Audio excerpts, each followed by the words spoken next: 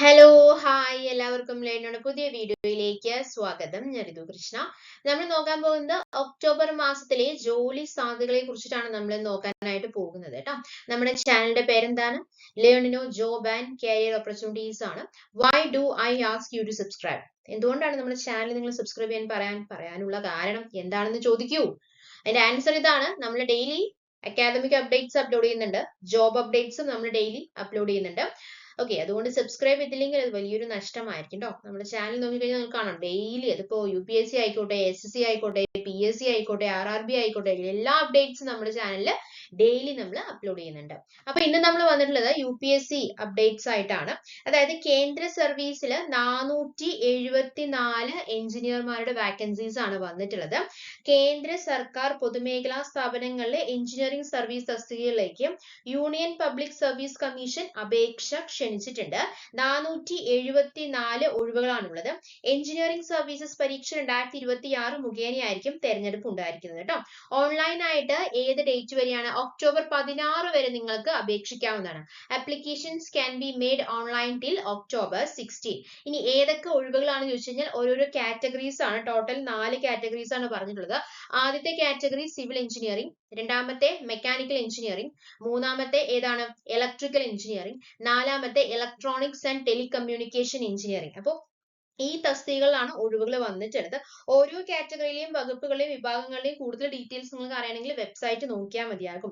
ഇനി ഇതിന്റെ യോഗ്യത എന്താണെന്ന് ചോദിച്ചു കഴിഞ്ഞാൽ എഞ്ചിനീയറിംഗ് ബിരുദം വേണം, അല്ലെങ്കിൽ അതിന്റെ ഇക്വാലിറ്റി ആണ് പറഞ്ഞിട്ടുള്ളത്. എഞ്ചിനീയറിംഗ് ബിരുദമുള്ളവർക്ക് ഒന്നും നോക്കാതെ അപ്ലൈ ചെയ്യാം. അതല്ല ഇക്വാലിറ്റി കൊടുത്തിട്ടുണ്ട്. ഏതൊക്കെയാന്ന് പറഞ്ഞു കഴിഞ്ഞാൽ ഇൻസ്റ്റിറ്റ്യൂഷൻ ഓഫ് എഞ്ചിനീയേഴ്സിന്റെ ഇൻസ്റ്റിറ്റ്യൂഷൻ പരീക്ഷയിൽ സെക്ഷൻ എയിലും ബിയിലും ജയം, അല്ലെങ്കിൽ വിദേശ സർവകലാശാലയിൽ നേടിയിട്ടുള്ള തത്തുല്യ ബിരുദം, അല്ലെങ്കിൽ ഡിപ്ലോമ അല്ലെങ്കിൽ institution of electronics and telecommunication എഞ്ചിനീയേഴ്സിന്റെ ഗ്രാജുവേറ്റ് മെമ്പർഷിപ്പ് പരീക്ഷാ ജയം, അല്ലെങ്കിൽ എയറോനോട്ടിക്കൽ സൊസൈറ്റി ഓഫ് ഇന്ത്യയുടെ അസോസിയേറ്റ് മെമ്പർഷിപ്പ് പരീക്ഷ പാർട്ട് 2ഉം 3ഉം സെഷൻ എയും ബിയും ജയിക്കണം, അല്ലെങ്കിൽ ലണ്ടനിലെ institution of electronics and radio എഞ്ചിനീയേഴ്സിലെ ഗ്രാജുവേറ്റ് മെമ്പർഷിപ്പ് പരീക്ഷാ ജയം വേണമെന്നാണ് പറഞ്ഞിട്ടുള്ളത്. മേൽപ്പറഞ്ഞ യോഗ്യത ഇല്ലാത്തവര് MSc ബിരുദമുള്ളവർക്ക് ഇന്ത്യൻ നേവൽ ആർമമെന്റ് സർവീസ്, അതായത് ഇലക്ട്രോണിക്സ് എഞ്ചിനീയറിംഗ്, അതുപോലെ തന്നെ Indian radio regulatory service group A തസ്തികകളിലേക്ക് ഇനി പറയുന്ന യോഗ്യത ഉണ്ടെങ്കിൽ അപേക്ഷിക്കാവുന്നതാണ്.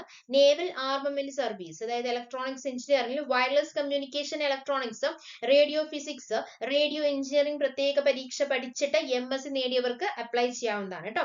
അപ്പൊ ഇതാണ് ഇതിന്റെ ഡീറ്റെയിൽസ് എന്ന് പറയുന്നത്. 474 വേക്കൻസീസ് ആണുള്ളത്.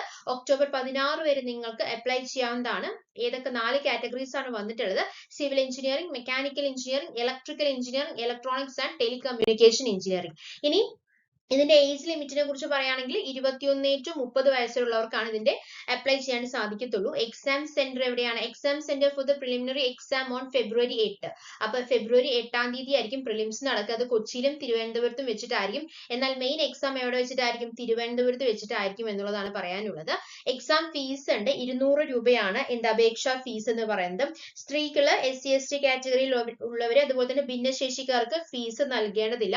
ഓൺലൈൻ ആയിട്ടാണ് ഫീസ് അടയ്ക്കേണ്ടത് കേട്ടോ. ഇനി കൂടുതൽ ഡീറ്റെയിൽസ് നിങ്ങൾക്ക് അറിയണമെങ്കിൽ www.upsc.gov.in എന്നുള്ള വെബ്സൈറ്റിൽ നോക്കിയാൽ മതിയാകും. ഓക്കെ, അപ്പൊ യോഗ്യതാ പരീക്ഷ എഴുതുന്നവർക്കും നിബന്ധനകൾക്ക് വിധേയമായവർക്കും അപേക്ഷിക്കാവുന്നതാണ് ഈ ഒരു എക്സാമിന്. 474 എഞ്ചിനീയറിംഗ് പോസ്റ്റിന്റെ വാക്കൻസീസ് ആണ് വന്നിട്ടുള്ളത്. ഇതുപോലത്തെ അപ്ഡേറ്റ്സ് ആണ് നിങ്ങൾക്ക് ആവശ്യമുള്ളതെങ്കിൽ നിങ്ങൾ എന്താണ് ചെയ്യേണ്ടത്? നമ്മുടെ ചാനൽ സബ്സ്ക്രൈബ് ചെയ്യുക, സപ്പോർട്ട് ചെയ്യുക. Thanks for your time. By.